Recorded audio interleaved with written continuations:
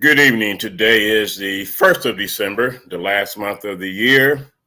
We have eclipsed 335 days thus far this year. We have 30 more to go to get us to 365. It is also the holiday season, so let me wish everyone happy holidays, and hopefully everyone had a great Thanksgiving, spending time with family and friends. And for those that look at Thanksgiving as that time to just celebrate with family and friends, I want to give reference to that. And you also have those that strictly celebrate what's known as Indigenous Peoples Day. So for those and how you celebrate it, good for you. Hope you had a good time with family and enjoy the period of time for which Thanksgiving brings joy and peace to everyone.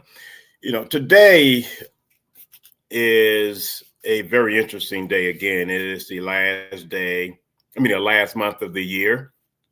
And this time next year, we will have a new governor in the state of Michigan, at least a governor-elect.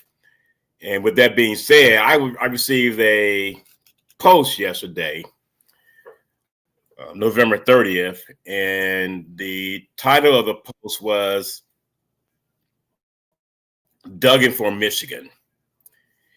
And in addition to that post, it talked about what sets Duggan apart. And as I looked at the comments, and joining me soon will be Attorney Vanessa Moss. She is a co-host of the Wednesday, Friday, and Saturday edition of Detroit in Black and White. Tonight, on Monday, you get me. Detroit in Black and White presents Reality Strikes with Eric Brown. And as I was, going through the comments of the post that I received, it was just amazing to see some of the comments. Good, bad, or indifferent. Depends on your perspective. Depends on whether or not you are an independent, a Democrat, or a Republican. If you are a Democrat in sheep's clothing, if you are a Republican in sheep's clothing, if you are a Democrat in name only or a Republican in name only, you're known as a dino or a rhino. But some of the comments were just amazing to me. And I want to welcome Vanessa Moss to the podcast. How you doing this evening? Good evening. Good evening to Reality Strikes viewers. Happy to be here, Eric. Thank you for inviting me. And as always, we want you to like, subscribe, and share any platform on the Detroit in Black and White channel so that we can, increase the algorithms and increase the viewership. And how you doing, Derek Henry? How you doing, G Money Hollywood? Thanks for joining me, as well as Vanessa this evening. And as I was stating, Vanessa, the topic is Duggan for Michigan and what sets Duggan apart.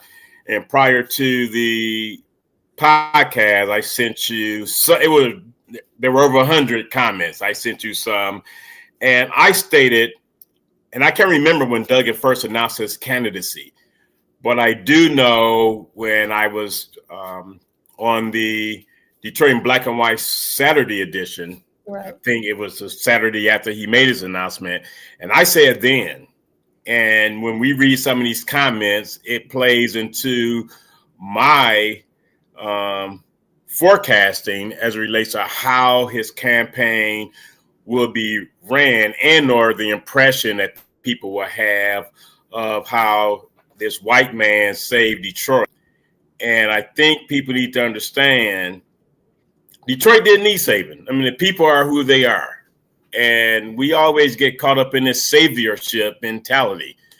And no matter how you feel about Kwame Kilpatrick, Dave Bing, Dennis Archer, Coleman Young, at the end of the day, there were some highs and lows with every last one of those administrations.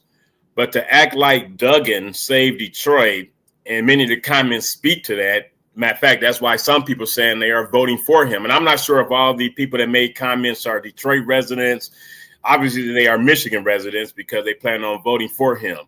But at the end of the day, no one person saved Detroit without a doubt, because some of the issues that were there before he got here are actually worse. How you doing, Karen Winston? And the one worst aspect is the child poverty rate. It went from 44% to 51%. In addition to that, schools have not gotten better. And one of the agenda items for Mayor Duggan is a $4.5 billion proposal to fix the schools. Right. Well, damn it, what did you do to fix the school in the city you were mayor of for 12 years? So I just find it interesting that was one of the comments made by someone saying that if he can fix the schools in Detroit, he can definitely fix the schools or the educational crisis in the state of Michigan. My question to that person was, what schools did he fix in Detroit? Because I'm not sure what rock they've been under the last 12 years, but things have not gotten better in Detroit. It's still considered the worst urban school district in the state of Michigan and one of the worst in the country. Well, Eric, you know what? I think that if you were to ask him that question, he would probably say, as the governor of the state of Michigan, he will have much more power to be able to do that his hands were limited because, as you know, in the state of Michigan, the school districts are ran by the school board. You have a superintendent, which is separate from that as mayor of each city.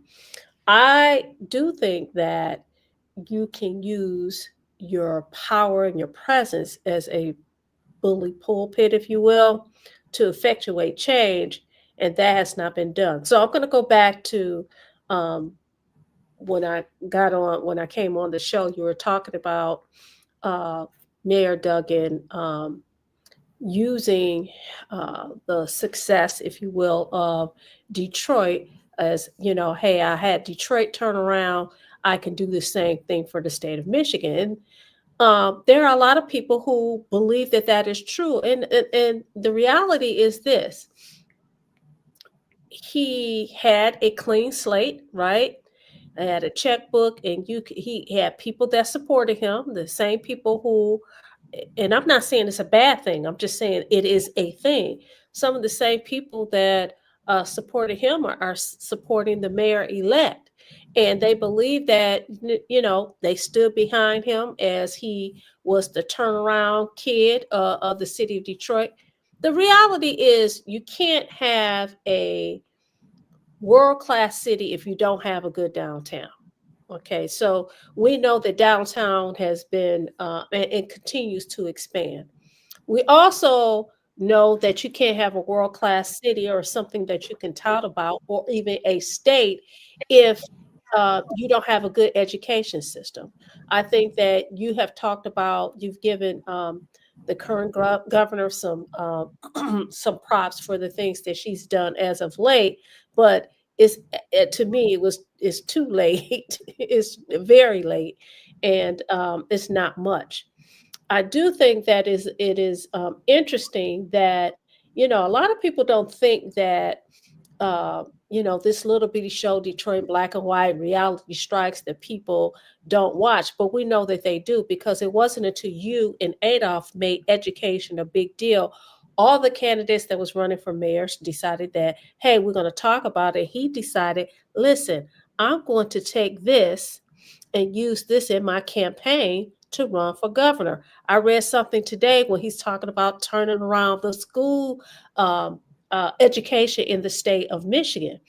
So, I agree with you that it wasn't one person, and I don't think that he said that. As a matter of fact, something I read today, he talks about how he partnered with all these people, how it takes basically all hands on deck in order for it to be successful. The question for me becomes whether or not this is going to be something that people are actually going to do. Are you going to have enough people that are Republicans, Democrats, and independents? Independents, if they're going to participate, and if there's going to be enough Democrats or Republicans that's going to cross that aisle to vote him in as governor. Now, you and I both know, and our viewers know this, that perception seems to rule the day as opposed to reality, right? We know that when you have an area where, and I did a search, when you talking about a Black population, a Black poor population, education is suffering. Okay, so when you talk about education in the state of Michigan, and not just in the city of Detroit, but in all the cities that are predominantly Black, there's some things that are an issue. One, you have a teacher shortage. Two, you have, I think I read where you have 10% of fourth graders that are reading at math, that are reading at grade level. 10%. That's very, very low. But you also have a very high rate of poverty. So, you know, I, I I'm not mad at him, because if I was running, I mean, why not say, hey, I saved the Detroit? Everybody is saying it, so why not? And make people believe that. Perception is not always the reality.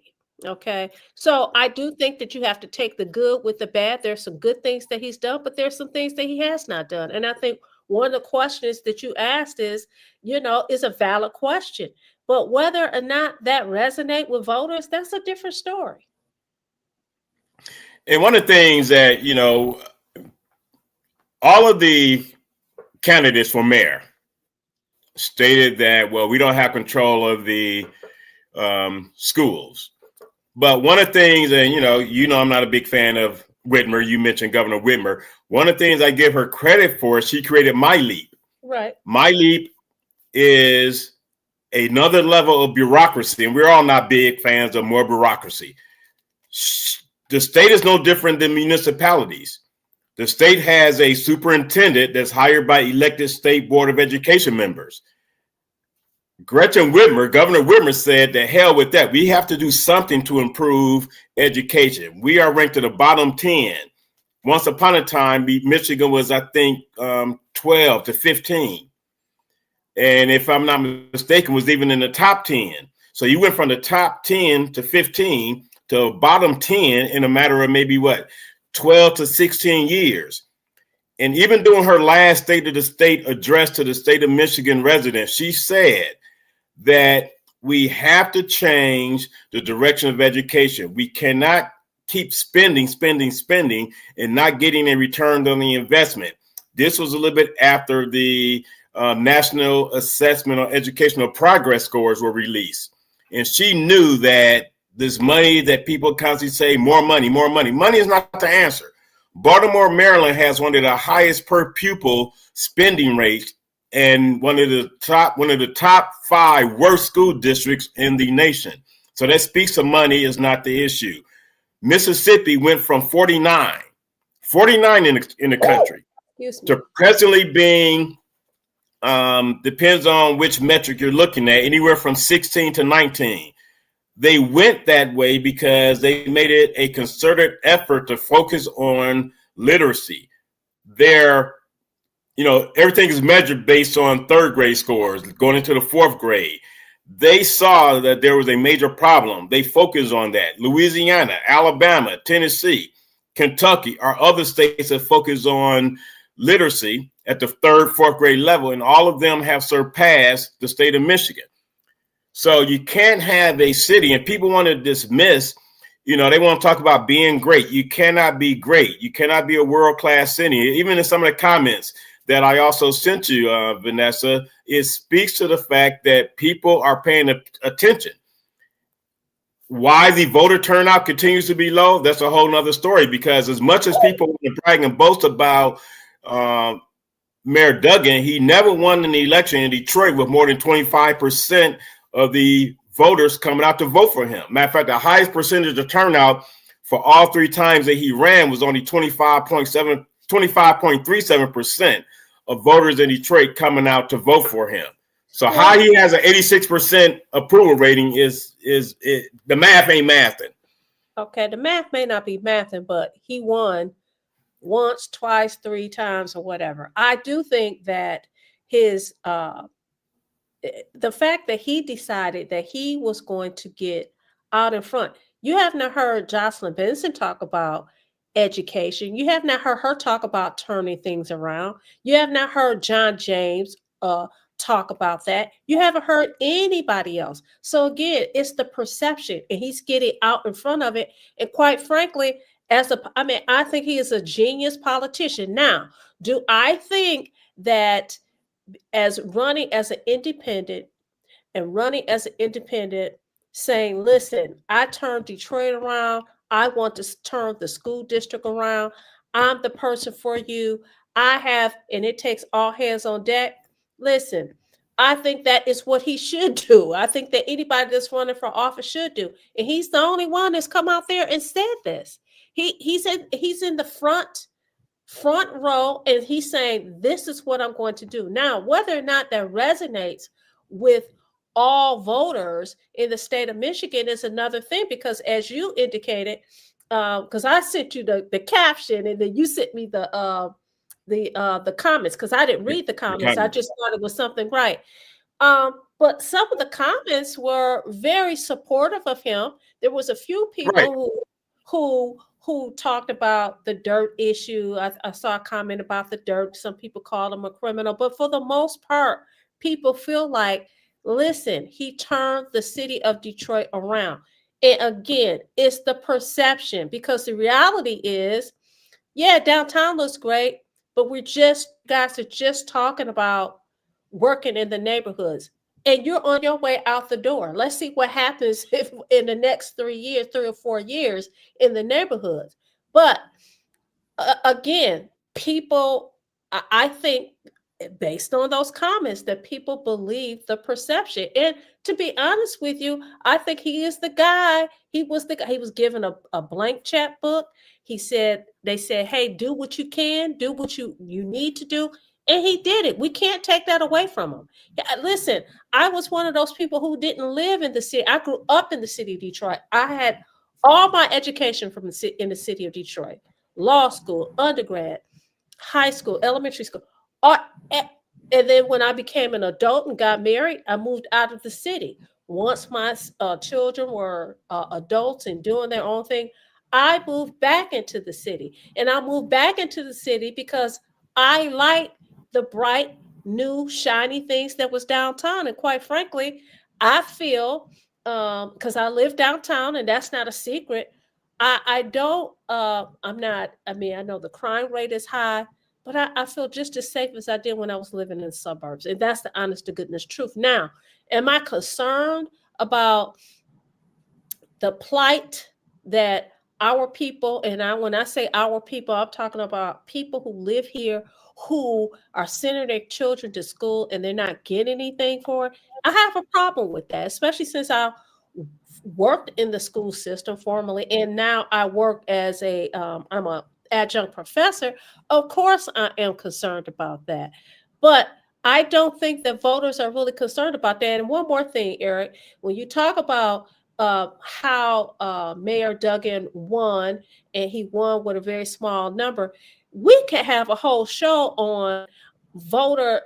People can talk about how they suppress votes and they don't want us to vote. What difference does it make if you're not participating?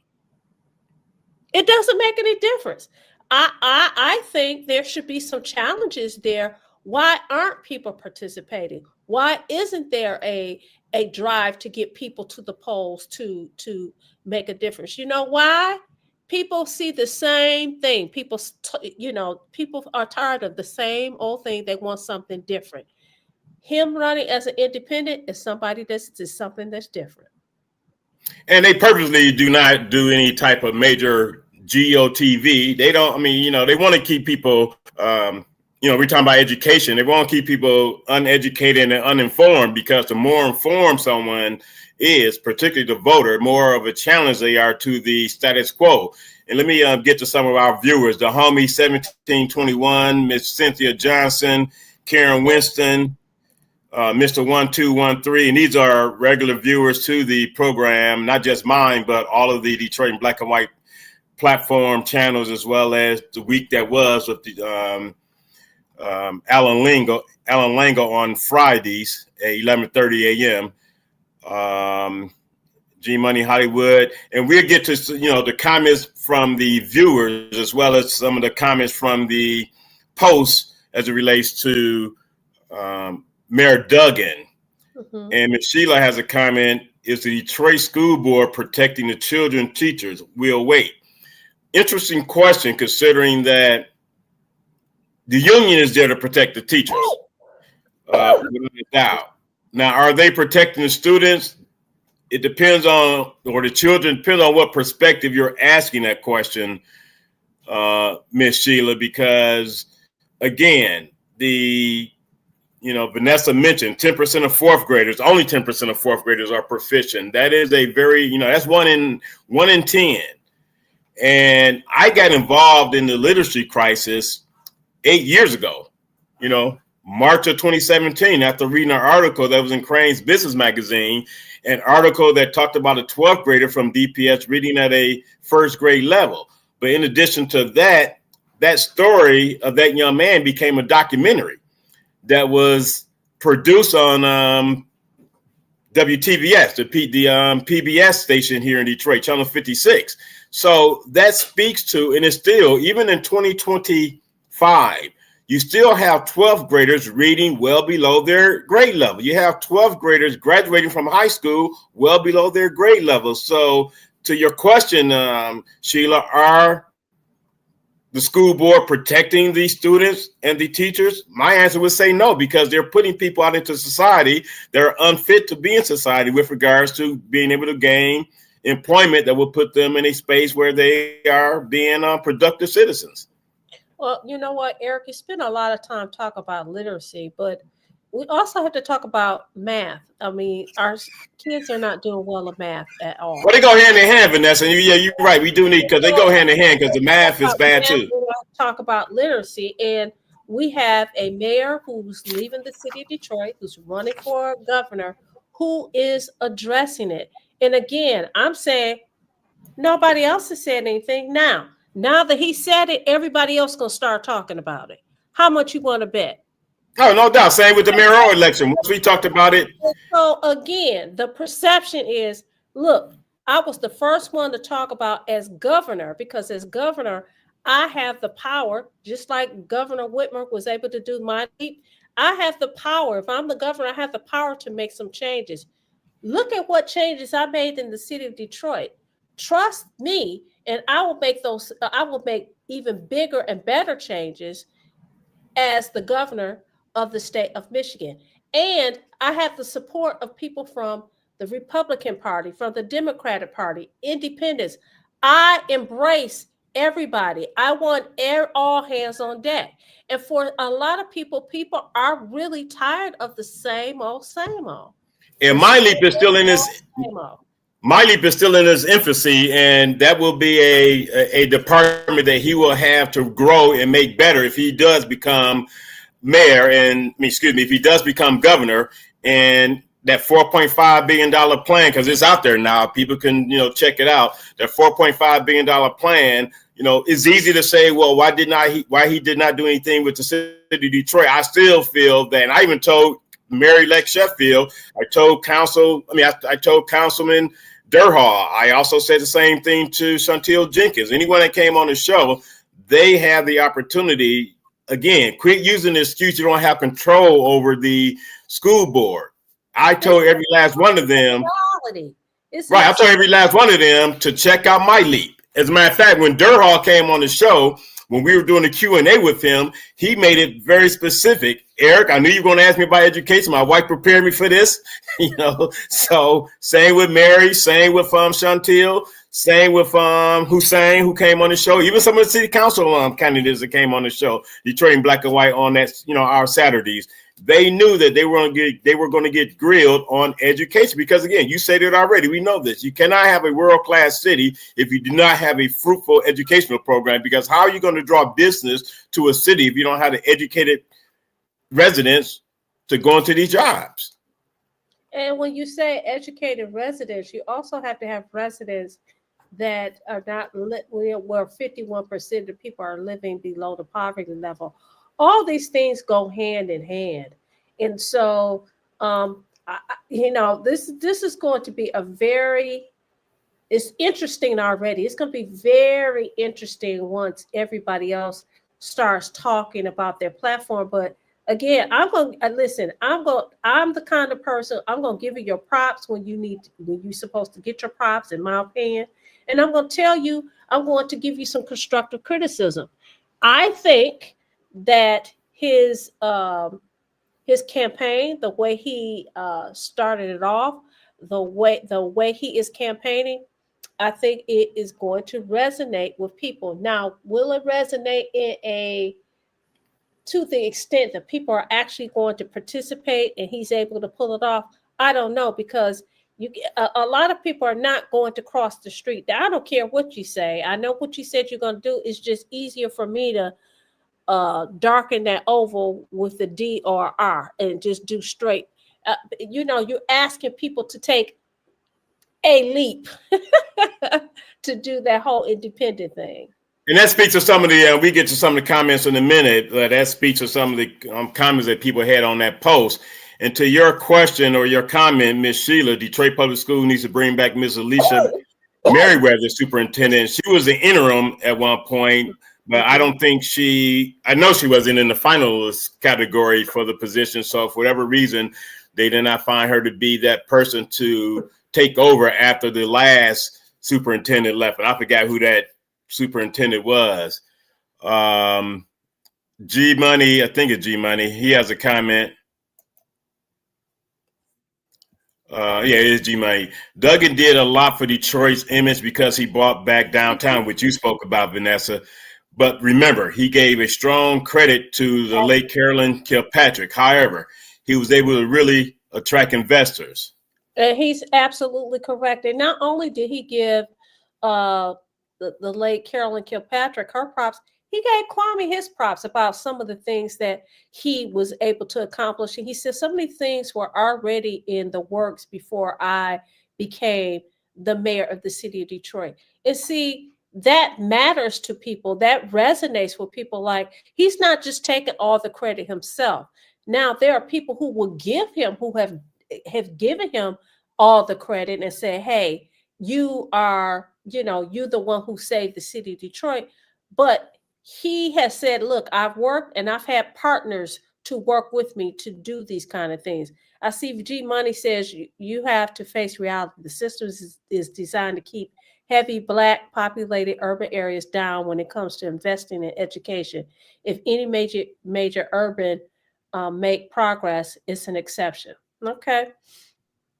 I mean, he's right, because you look at, when I did the legwork to charter the Kappa Alpha Psi chapter in Macomb County, one of the things that I did, Vanessa, I looked at all 23 of the cities that encompass Macomb County. Every last one of those cities, the Black student body was at the bottom of the totem pole when it came to literacy, that being math as well as reading literacy. So you go to Chicago, you go to Baltimore, you go to St. Louis, you go to Cincinnati. Cincinnati has one of the highest, but Cincinnati is more, it's not quite, it's an urban community, but there are more whites. Same with Indianapolis, there are more whites than Blacks. But you go to the bastion of what's known as chocolate cities, every last one of these cities, like Detroit, East St. Louis are at the bottom of the totem pole. Again, Detroit is Detroit is the worst urban school district in the state of Michigan. One of the worst in the country. Well, so G Money is right. So something that you talked about was that, throwing money at it is not going to fix it. But I know I've said this, and I've had the conversation. I've said it on Detroit in Black and White. People make a whole lot of money off of poverty. Yeah. The documentary, the American versions. Education is a key to that. My question to the mayor who is running for governor is, how does that piece work? And then I'm going to ask you a question, Eric. If he was to give you a call and say, Eric, you're so passionate about this, we want to use you, because he says he's going to use all hands on deck. We want to use you in helping turn the state of Michigan education system around. Would you participate? Yeah, I would. I mean, I'm not anti-Duggan. I would participate. I mean, I would participate with anyone that. I mean, I got a shout out today from an organization that's looking to increase their literacy, and someone through a third party mentioned me as a part of that. So, I mean, the work is being noticed, and I'm willing to, because I've done the research, and people need to understand you have to make it a concerted effort to better the outcomes in the classroom. You can't keep repeating the same old thing over and over again. That's insanity. So we know, even with, people need to understand, even with MyStep, there are tests and practices that people can take. I think I shared this with you. I spent some time last year over at Nolan K through 8, and I was their Black History speaker for the male student body for middle school, 6 through 8. And it is obvious that, teachers have a hard job. I mean, they're parents, they are social workers, they're counselors, they're pseudo nurses, pseudo doctors. They have a very tough job. What needs to happen, because this Friday I'll be going to an event. They're kicking off an event in Pontiac, an educational initiative in Pontiac. I was invited to participate in. And what people need to also understand is I live in the suburbs, but my passion is to fix what's going on in urban communities. I mean, I flew all the way out to Los Angeles, California to do an event. I do an event in Cincinnati. I am dedicated to fix these urban communities, but you can't do it alone. One thing people need to understand, based on, you saw the text message I got from the father of the mayor-elect. Don't question me about something when you had an opportunity to do something about education yourself, and you had a school that failed. So, let's keep it real. Don't try and question someone about what they're doing. And my passion is not just daddy. I was born and raised in Detroit. I'm a product of K through 12 in Detroit, but my passion is just not focused on Detroit exclusively, because I don't want Detroit to be the poster child for the literacy crisis that we have in America. So my question to you is, why are you bothered by the mayor who is running for governor? Why are you bothered by his campaign? One, that I turned the city of Detroit around. You need to pick me. And then two, I'm going to turn this whole education thing around. Why do you have an issue with it? No, I don't have an issue. I mean, I applaud him for the educational piece. I will always question why you did not do more for Detroit when you could have, considering you were mayor for 12 years. But what the turnoff for me are the comments on that page as it relates to people thinking that this white man saved Detroit. That's not the case. You have a lot of people in Detroit, black, white, green, purple, blue, that are doing some positive things. To just say that you're voting for him, giving him the credit based on you having a perception that Detroit is thriving now, that's not the case. They have a contaminated dirt issue that might become the Flint of Flint of Detroit, or the Detroit of Flint, that needs to be addressed. They have a poverty rate for children that increased 7% over his 12 years. Mm-hmm. So people need to quit looking at the shiny objects and do a deep dive of the city as a whole. So as a black man, as a person that was born and raised in Detroit, I take exception to people thinking that some savior came in and saved the black folks in Detroit. That's not a fair assessment for what has really happened in Detroit. He did not do it alone. He even admitted himself. Well, he says that in his campaign. You want to read some of the comments so the viewers can hear what's so one of the first comments was, he's the only candidate who actually turned around a failing institution at scale. Detroit was bankrupt. Now it is thriving. Depends on who you ask. About that statement, Eric. It was bankrupt. It was not thriving. What is not true about that statement? For one, it's not thriving. It's not thriving presently. You have the three towns that are thriving, Down, Mid, and Corktown. Those areas are thriving. I would challenge anyone. I have no idea who wrote this comment. I would challenge them to ride through the city of Detroit and then get back with me and tell me how Detroit is thriving. When you have an increase in poverty for the children of Detroit, that's not a thriving metropolitan area. When you have an educational issue and an unemployment issue that's higher than the rest of the state average, that is not a thriving city. So I think people need to stop looking at the optics and do a deep dive and do their own research. You can regurgitate whatever you want. You can see things from your own lens. And I think that's what a lot of people are doing. They're seeing it from their own lens, as opposed to, I mean, the person that wrote this could probably live in, Buckfuck, Egypt, Upper Peninsula. They've never been to Detroit. Well, I did. They're just basing it on what they hear. One of the commenters is in Southgate, and they're concerned about taxes, and they're like, "Hey, hopefully you can address the whole property tax issue." Well, the positive, the increase in the property taxes, or the $600 million that people feel is owed to the residents of Detroit. So it's two ways to look at the property taxes. Okay. So that commenter lives in Southgate. So they was concerned about, as a citizen of the state of Michigan, what you gonna do about property taxes? I live in Southgate. I do think that. And someone also stated, that's exactly what Michigan schools need. Mm-hmm. Mike Duggan. I'm confused by that statement because all he has is a proposal right now. He does not have any metrics that we can base it on with regards to how he will improve the schools, when he has not improved the Detroit schools. Even though he want to say, I'm the mayor, the school board handles the school. Again, I give Whitmer all the credit with regard to my lead. Now he does have an. Wait a minute, you give Whitmer all the credit. She's the governor.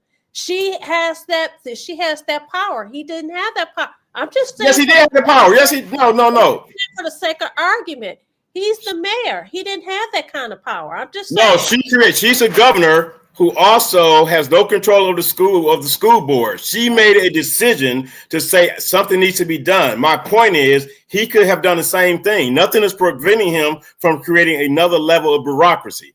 You need to understand the mayor-elect is talking about creating 2 new departments: police gun control, and some other department. I can't remember off the tip of my mind right now, but she's going to create 2 additional. She has that power to do that. She also has the power to create something similar to MyLeap.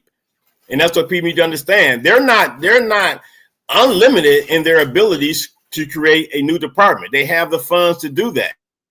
There's a discretionary fund that they can use to create any new department, hire new people to the department that they want. So for someone to say that that's exactly what Michigan schools need is Mike Duggan, I'm really confused about that, because at the present time, all he has is an idea, a platform. We don't know if that would be successful. Perception that goes a long way. That perception goes a heck of a. Listen, the perception that he saved the city of Detroit got him. You have over 200 ministers that are supporting his 150. 150. Okay, 150. 150 ministers that are supporting him as running for governor. So listen, it's working. It is working. It is definitely a perception, because one of the comments from a minister, he stated specifically, and he was in the western side of the state. I don't know if he has family here. I don't know how often he travels here, but his comment was, I like what he's doing for Detroit. Right. A good reporter, and Charlene Mitchell, she had a post on Facebook today saying a good reporter will ask a follow-up question to get a specific response from the person about what they mean when they say what they say.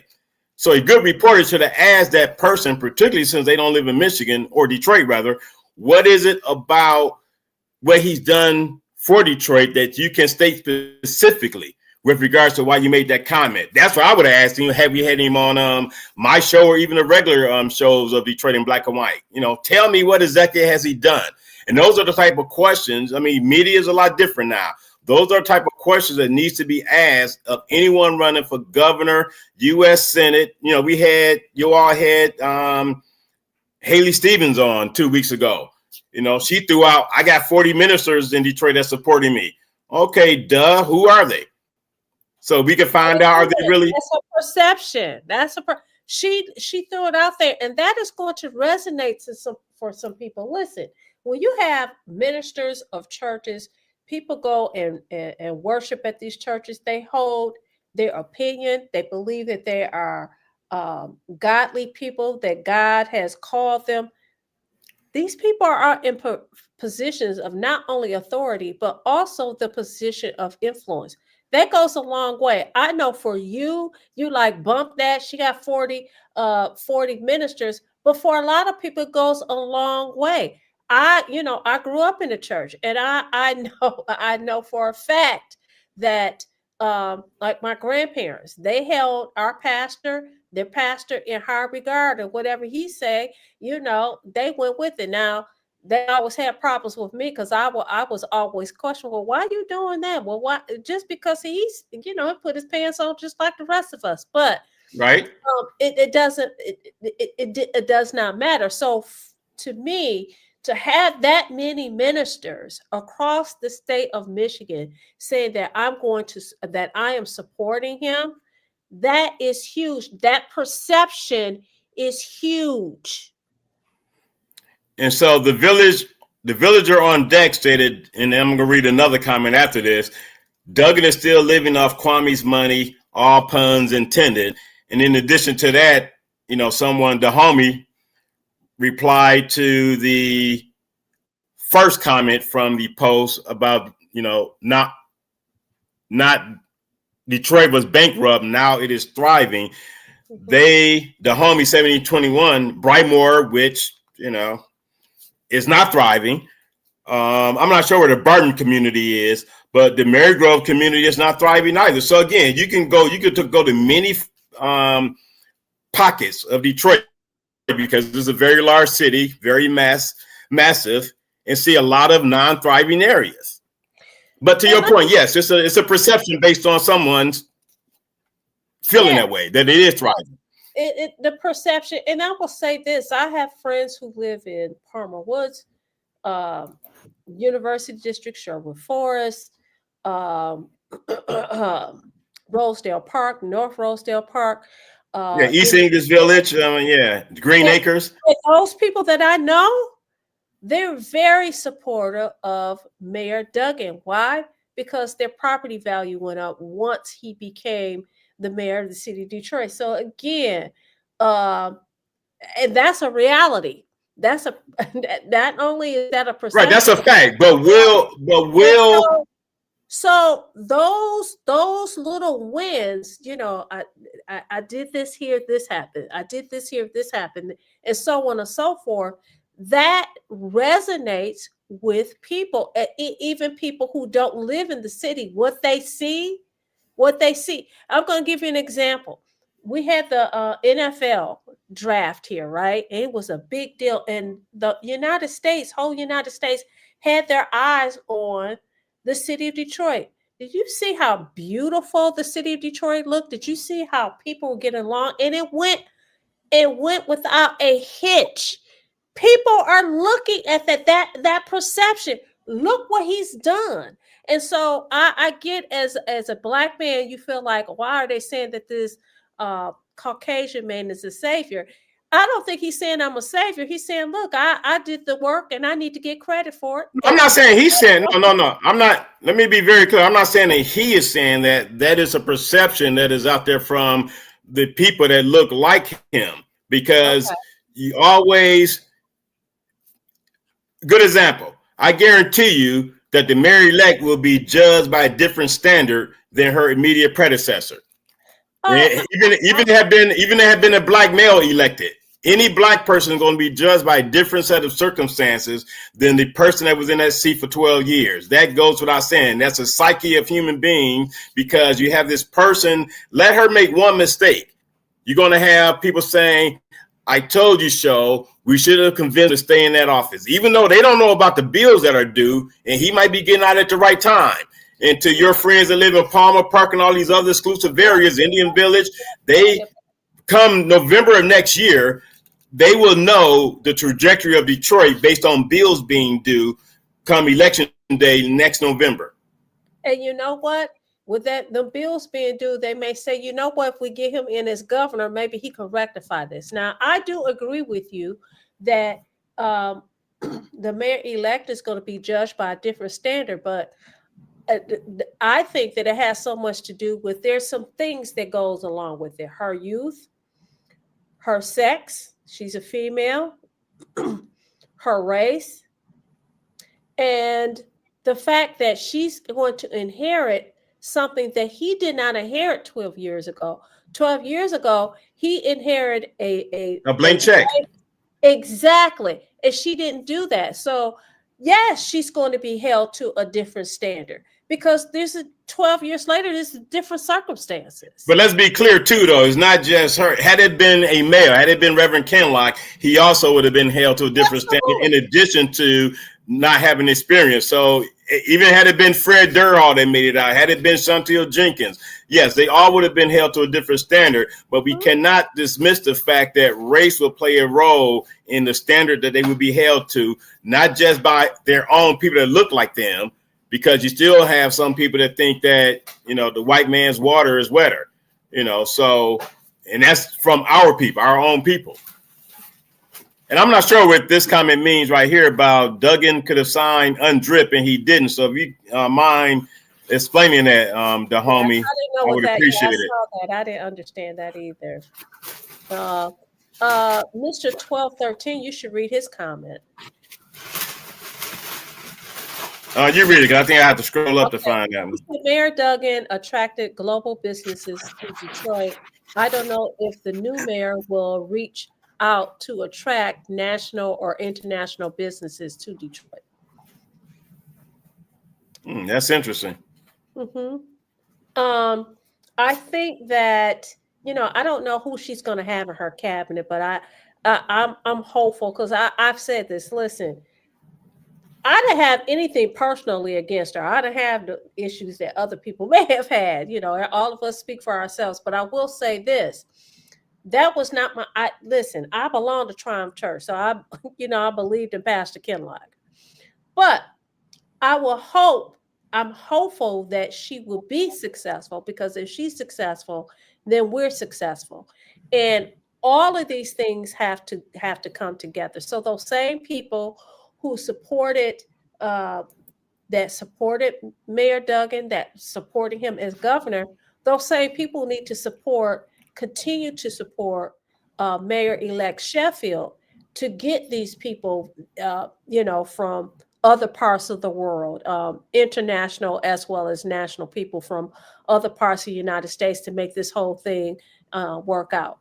It's going to be. Are they talking about attracting people, or are they talking about attracting businesses? Because they're not one and the same. Because you're talking about attracting businesses from all over the world. Again, there's not an educated workforce that will be able to bring businesses to Detroit. And how, they have the community business ordinances. They have the community business agreements. Again, you could do like the Illiches did. You could do like the Illiches did and pay the fines up front, knowing they cannot find the educated workforce. But you can only do that so many times. But Eric, do you really believe that, like the riverfront, do you really believe that there's all this construction that's going up and down the riverfront downtown, that there's not a plan for Detroit to be successful and to attract people from not just international, but within this country, and not just businesses, but as well as people? Well, you have to get them. First of all, you have to convince them to transplant to Detroit. There has not been a massive influx of people coming to Detroit to boost the population. Remember, the number that was bragged about was only about 1,800 people. That's not growth based on 2013.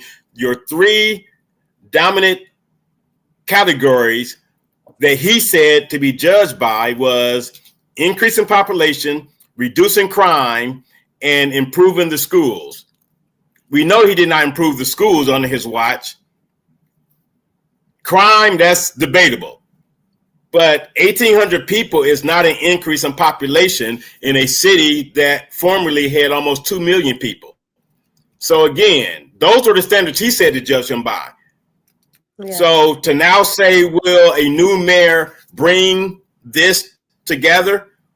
and it didn't come together previously, people are going to take a wait and see attitude before they make a decision to come to Detroit, businesses or even transplants. Well, I think I'm going to read one of the comments if you don't mind.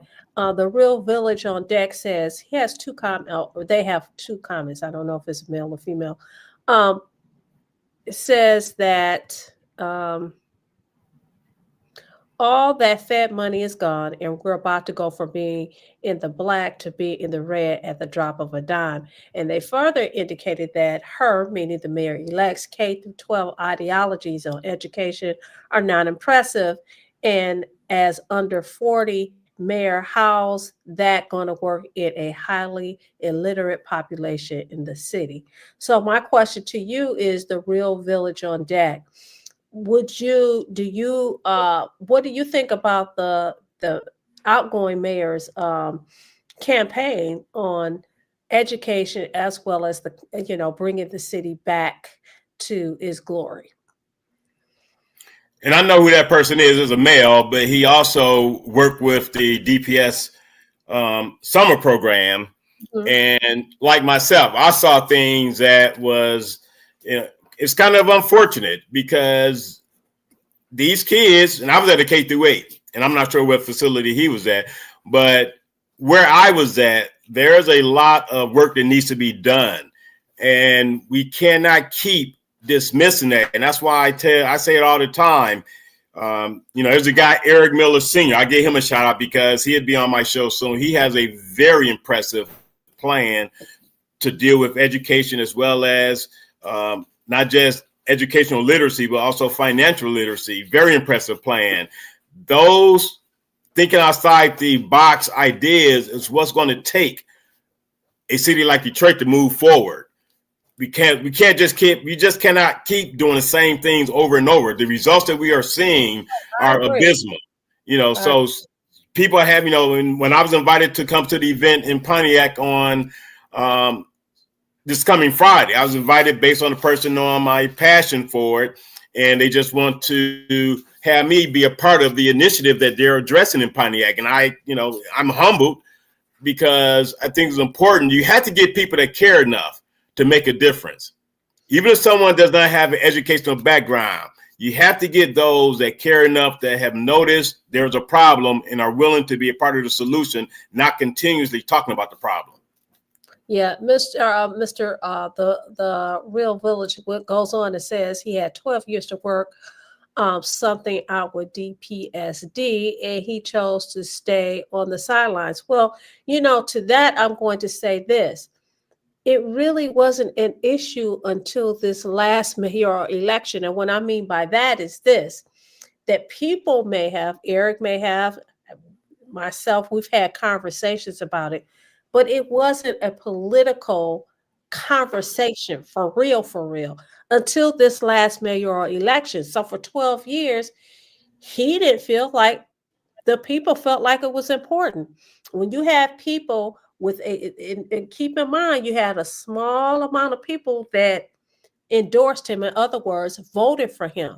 These are the same people who vote. These are the same people, some of these same people that I talked about who lived in these different neighborhoods that didn't care that much about it because guess what? My property values have gone up. My kids are off in college. They're grown. I'm here. I got this big old house. So we have this big old house. Listen, we good.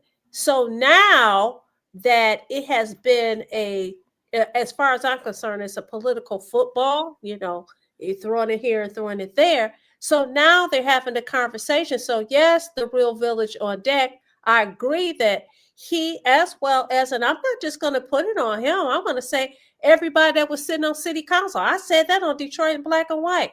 It was not a part of the conversation for 12 years. The neighborhoods was not a part of the conversation for 12 years.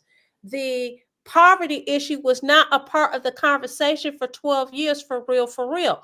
What we talked about is what was going on downtown, what's going on in Midtown, what's going on in Corktown, what shiny new thing we're going to get, whether we're going to have Michigan Avenue turn into an avenue where electric cars can go up and down because you're going to turn it into something. Those were the conversations that was being had. We weren't having conversations. It was not important. Well, not enough people were having it. Exactly. Not enough people were having it collectively. That's right. Because I give Bankley Thompson all the credit in the world. He constantly focused on, just like I focus on education and literacy, he constantly focused on poverty. He had a relationship, both he, Sam Riddle, with the Pulse Institute. The Pulse Institute focuses on poverty in urban communities. And to your point, Mr. 1213, because you made the comment about reaching out to global and international businesses. He said that Mayor Duggan attracted a lot of business to Detroit. He don't know if the new mayor would be able to reach out to attract national or international businesses. So that's a very interesting comment. Right. William Davis, first of all, I want to give a shout out to Mr. Davis. So good that he joined Reality Strikes. Detroit presents Reality Strikes. He says in 2014, Detroit had a population of 700,000. Now Detroit is down to 639. Yeah. Yeah. So I don't know what the answer is to that. We're going to see. What did Par Org say? He says, you look like you just completed a winning brief, and Eric looked like his work is never done. That's interesting. Thanks for joining us, Par Org. You are a regular to every program on Detroit in Black and White, and the work is never done. That's that's a sad reality, but also a positive thing, because as long as there's work to be done, there's work to be done. And I think people have to take that into consideration. And to William Davis's comment, he's right. The population, again, that goes back to one of the three promises that was made during the campaign in 2013. But people let him off the hook, and he got elected 2 more times. You know why? Because people have a short memory. It was like, okay, let's focus on something else now. That's in the rearview mirror. We got this in front of us. Let's focus on this. Now, what I think is interesting is he's talking about education. He's talking about how he's turned around Detroit. My question is this whole they call it dirty dirt, if this is going to be an issue? And now there's a big deal about this whole, they're like people, and I'm hearing a groundswell of people complaining. People were complaining before, but now I hear more and more about the Detroit Water and Sewage Department, whether or not there's going to be some changes, how small businesses, we're supposed to get more businesses, in particular more Black businesses in the city of Detroit, how these businesses are being run off or are not even interested in coming because of this drainage fee that people are having. The drainage runoff fee. The drainage runoff fee. The runoff fee. So now we have 2 other issues. And my question is, I wonder, and in my head, is this going to have an impact on his run for governor of the city of Detroit? Because we've talked about this, and some people just want to go away, but this dirt issue is a real issue. Anytime that's not going to go away. It's that area where the dogs don't want to walk on that area, the cats, grass is growing. It is a problem. It is no different in Flint. It's about who knew it, when did they know it, and we always know the cover up is always worse than the crime itself. Because people can be dismissive of Governor Snyder all they want. That issue was already there when he became governor, and I think people forget about that. You want to blame the governor and the white man? No, you had people that look like us that made the decision to switch to water. But then all of a sudden you want to blame the person at the top, which people do. You blame the person at the top, but trust me, that was bigger. It lands on his plate. He's at the top. He should take responsibility for that. Only a limited, Vanessa, let's be clear. Only a limited responsibility. The issue in Flint was in place. He became governor. I think that's what people want to be dismissive of. Now you have this dirt situation. This dirt situation was not only in place before she became mayor-elect, it was also part of her own doing based on the relationship she had with the person that put the dirty damn dirt in Detroit. Yeah. So she has a problem to deal with when it comes to that dirt contamination. Yep. So Mr. 1213 says, just say the population does increase in the neighborhoods that need it, which bring the increase in taxes from homeowners, do those tax dollars go back into those neighborhoods or to a general fund? You know what? I That think they go to the general fund. Part Org probably can answer that. You know, he's very involved in the going-ons of Detroit city politics. But I think that goes to the general fund, not the neighborhoods. Okay. The neighborhoods are the ones that pay the taxes. You don't see any improvement in those neighborhoods. That goes into taking care of the whole city. Well, it's not, and it's only a few neighborhoods because most people are renters in the city of Detroit, right? Right. So I mean, no different than most head of households are females in the city of Detroit. You know, yep. So that's true. That is so true. But this could be an ongoing conversation we have less than a year before a new governor is elected. I just only recommend that people do their research. I think it was the homie made a comment, we have a first black governor. Well, GG, but to get out there and do some damn work.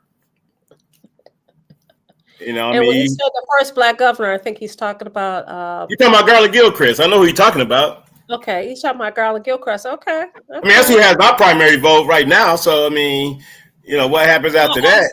I support Garland Gilchrist, but then he just have to do some work. I mean, it didn't help for him to have to invite Jasmine Crockett into town and she dancing like she on the scene or whatever. But you know, you gotta. The scene, she don't even know nothing about the scene. I'm just saying, dancing like she's on the scene. You got to pick and choose that you have, you know, as your spokespeople and your surrogates. Well, we'll see what happens with his campaign. Yeah, he got some work to do, but he has the support of the black community. From what I see, he need to take advantage of that. Yeah. Well, is that going to be enough to carry him over the threshold? Is the question. No, it won't be. I mean, Hill Harper learned that lesson. So yeah, you gotta campaign to any and everybody. Yeah, don't get me to talk about Mr. Harper. Hey, you know, is he still around? I don't know. Yeah. And G Money, man, I know we gotta go, but let me read this last comment from G Money. Hill Harper will never be the governor of Michigan. He's too polite and clean and too honest. And that's a sad testament to say about the type of people you will want in government, that being too nice and honest and clean prevents you from being in government. So that's sad. But I want to thank everyone for joining us this evening. I want to thank Vanessa for co-hosting with me this evening. All the viewers, first-time viewers, appreciate you. I'm here every Monday at 8:30 p.m. You can check out Detroit in Black and White on Wednesday evening and Friday evening at 8:30. The week that was with Alan Lango, 11:30 a.m. on Friday. And then the Saturday edition of Detroit in Black and White at 10 a.m. every Saturday morning. So until next week, go ahead. They'll be checking out on Wednesday, Friday, Saturday. I'll hold my peace until Vanessa say what she's going to say. So this is what I want to say. Detroit in Black and White, we're basically on, 3, 4, 5 times a week. It's free. All we're asking you to do is like, subscribe, and share. It's free. Tell all your friends about Detroit in Black and White.